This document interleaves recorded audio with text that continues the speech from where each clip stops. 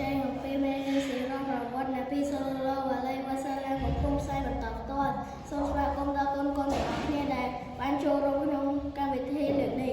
កូនៗសម្រាប់ថ្ងៃនេះយើងមានការប្រកួតប្រជែងសំណួរពីប្រវត្តិនៃពីសូឡូវ៉ាឡៃវ៉ាសាឡាម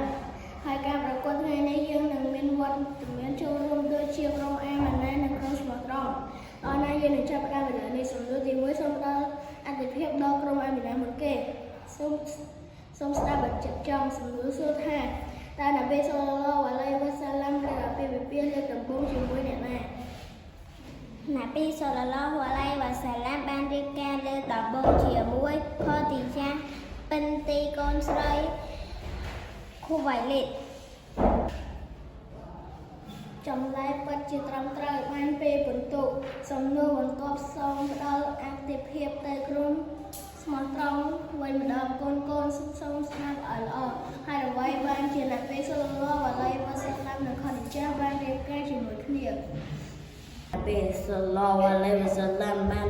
រៀបការជាមួយខឌីយ៉ាក្រោយពេលខឌីយ៉ាមានចំណាប់អារម្មណ៍លើនប៊ីសល្លឡោះអាឡៃវ៉ាសាឡាមដោយនប៊ីជាមនុស្សដែលមានជីវធម៌ល្អប្រពៃពិតជាត្រឹមត្រូវបានពេលបន្ទុកល្អយើងវិលសំណួរមកសួរក្រុមអាមីណាវិញម្ដងតើខឌីយ៉ាបានប្រាប់ទៅអ្នកណាពីបំណងដែលគាត់ចង់រៀបការជាមួយនប៊ីសល្លឡោះអាឡៃវ៉ាសាឡាមខឌីយ៉ាបានប្រាប់ឪពុករបស់នាងគឺខូវ៉ៃឡាត់ខុសហើយចម្លើយគឺខឌីយ៉ាបានប្រាប់រឿងដល់បារកោពីនណាហ្វាល់ជាជីដូនមួយរបស់នាង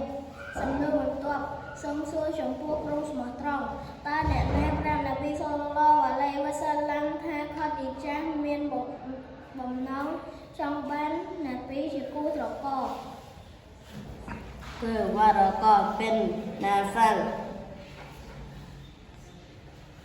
ខុសហើយចម្លើយគឺអប៊ូតាឡាប់ដែលជាគូរបស់នប៊ីសល្លឡោះអាឡៃវ៉ាសាឡាមហើយសំណួរជាបន្តសូមសួរទៅកាន់ក្រុមអាមីណាតើនប៊ីសល្លឡោះអាឡៃវ៉ាសាឡាមមានចំណាប់អារម្មណ៍បែបណាពេលឮ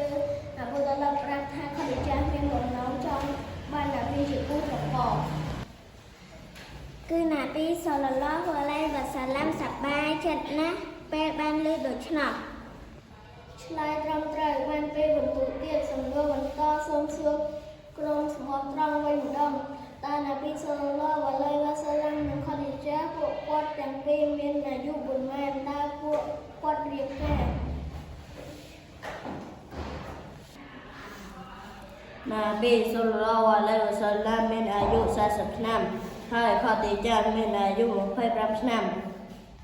ខុសហើយមិនត្រូវទេចម្លើយគឺតាមពិតទៅនប៊ីសល្លឡោះអាឡៃវ៉ាសាឡាមទើបមានអាយុ25ឆ្នាំហើយខឌីយ៉ាមានអាយុ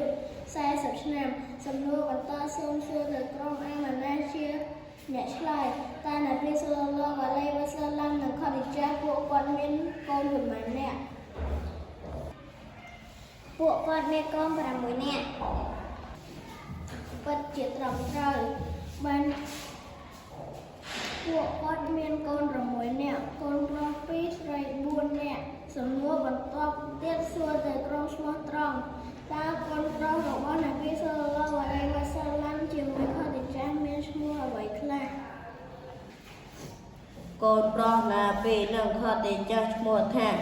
អាល់កសឹមនិងអ៊ីប្រូហ៊ីមខុសហើយចម្លើយគឺអាល់កសឹមនិងអាប់ឌុលឡោះសំណួរបន្ទាប់សួរទៅក្រុមអាមីណាវិញម្ដងតើកូនស្រីនប៊ីសល្លឡោះអាឡៃវ៉ាសាឡាមនិងខឌីយ៉ាមានឈ្មោះអ្វីខ្លះកូនស្រីណាទីនិងខឌីយ៉ាមានដូចជារូកាយ៉ាសៃណប់អ៊ូម៉ឺកាស៊ុមនិងហ្វាទីម៉ា